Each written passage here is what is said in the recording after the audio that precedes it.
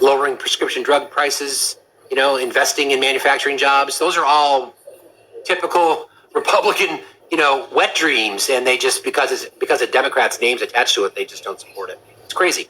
It's crazy.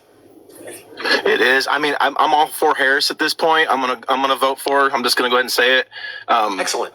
I just feel like I would vote for anybody over Trump, and I just think that's where my mindset is. I just feel like Trump is just the worst candidate to represent our country. So I hope Harris wins, and I really appreciate what you're doing, man. I really appreciate you. Thank you, brother. Appreciate you very much. Have a good night. Appreciate you jumping in. You too. It is sort of a weird twist, isn't it? Right? It's a really weird twist that we've got this 180 degrees where the entire argument that the right made against Joe Biden is now, right in their, they got to deal with it because from what we've seen from Trump's, his decline is obvious. Low energy, rambling, not much to say, nonsensical bullshit. It's interesting. I'll leave it at that.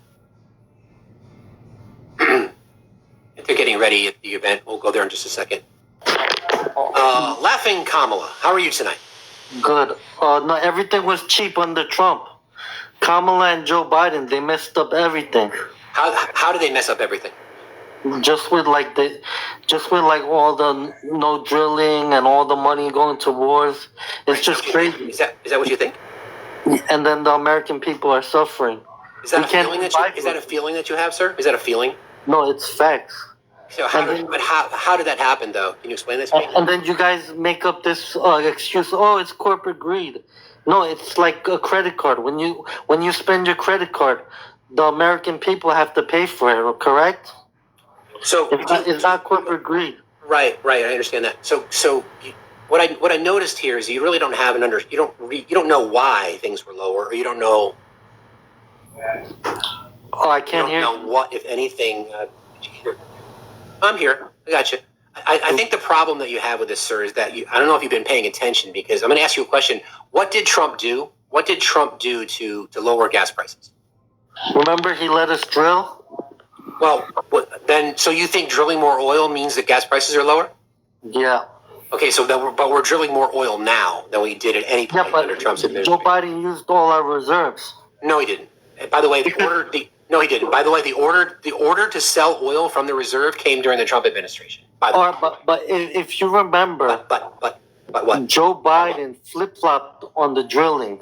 So no, I want to go back to my question, sir. I'm going to go back to my question. Then I'm going to move to the coverage of the event. So you said if we drilled more oil, hold on, stop talking. If we drilled more oil, gas prices would be cheaper. We're drilling more oil now. How come gas prices aren't cheaper? Say that again? I made my point. All right, we're going to pivot a little bit. We're going to get into some coverage here. We'll get into this speech midway. I think it's the introduction of a couple people, but I want to pivot to this because I think it's important. So bear with me.